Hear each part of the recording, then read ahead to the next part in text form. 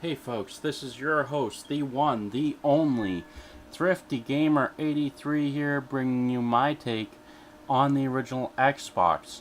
When the original Xbox was released, my first take was that it was an amazing console. That it was one of those consoles which I dreamed one day to own.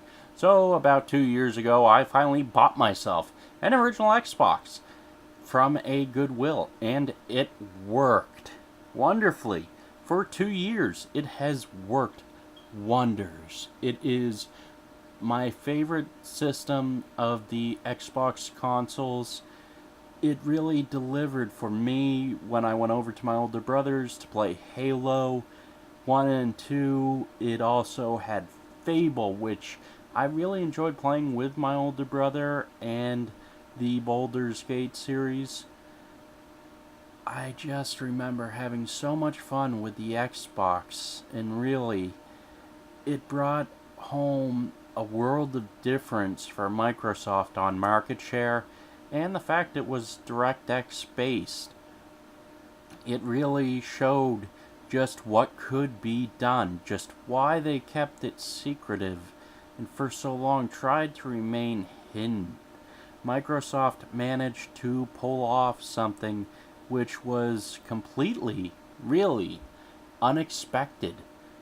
It was one of those things which you wouldn't have seen coming if you had told me that Microsoft had would have made just this console which would give you so much power and would have so many hit titles and franchises.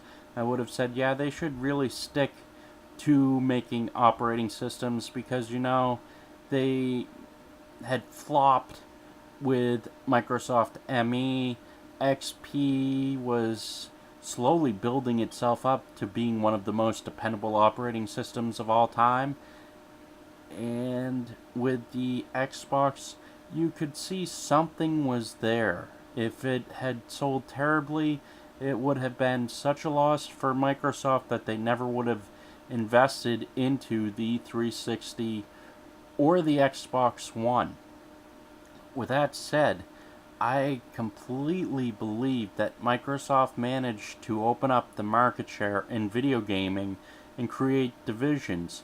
What they did was simplistic. They created a division in hardware, which questioned the PlayStation 2 hardware as well as the appearance and graphical effects that it could really muster up to. It questioned just how Sony could become so dominant.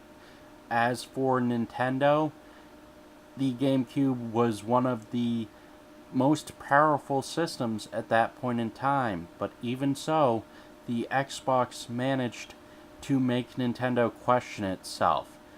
And in that, Nintendo did a false start with the GameCube. It was one of the most powerful gaming machines for the time, but when the Xbox came out, it completely blew the PlayStation 2 and GameCube out of the water. The only way to describe just how quickly Microsoft gained market share is to take a look at games like Halo, how they managed to snag cross-platform titles, and how they managed to build upon that established fan base of PC gamers and really adopt them into purchasing the Xbox. It was a system where you did not have to buy the next greatest, most powerful graphics card.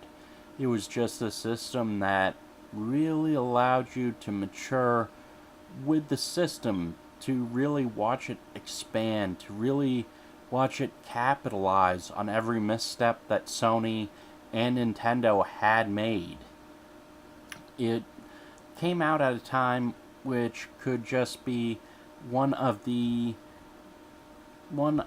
consoles misstep in time. It's not to say that the PlayStation 2 or Nintendo is bad, it's just to say that Microsoft managed to knock them off their game. Really, they had the most powerful graphics engine, they devoted time carefully with the CPU, they had Xbox Live, and that really slammed the door shut on what Nintendo and the PlayStation 2 could accomplish with their own consoles. It slammed the door shut when it adopted HD support. With titles like Deus Ex, the original, it managed to take the cross-platform and just heighten itself to a level which I have seen no other console do. People I know are still astounded by how Microsoft did a brute force attack into the market share.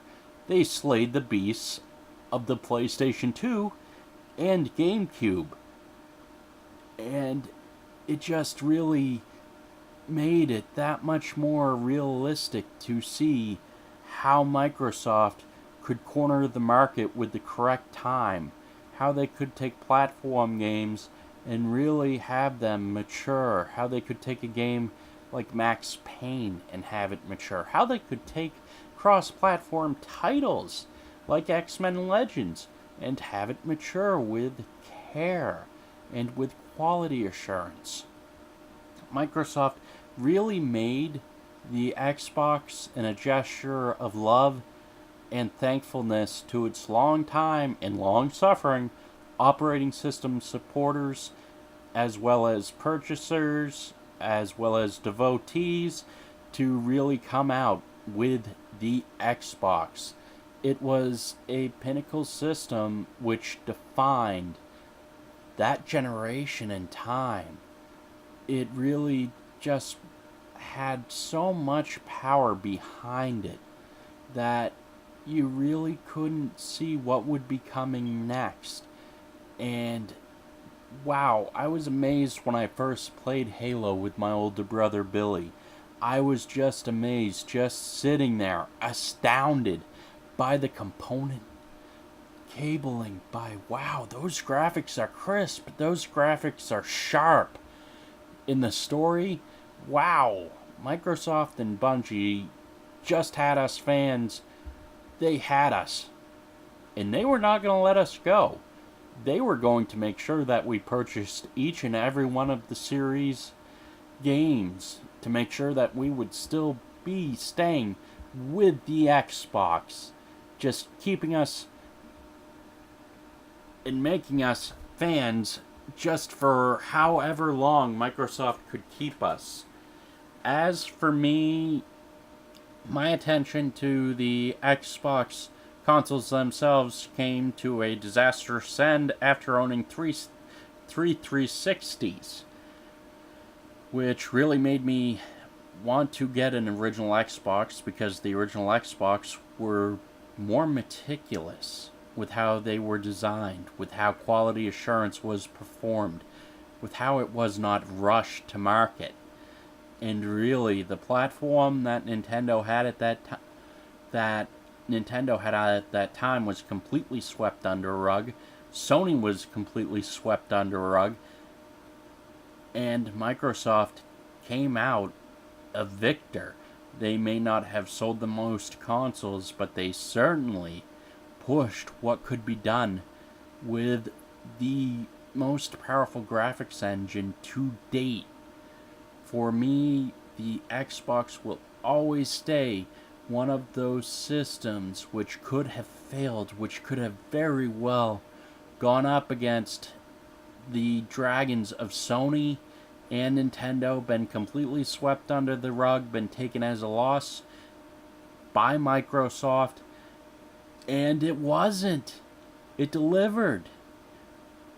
I am still in awe about how the Xbox really made it into market share. I am still loving playing my original Xbox. Alright folks, rant, rave, love, hate, click that subscribe button. You keep my show on the air. Have a good one.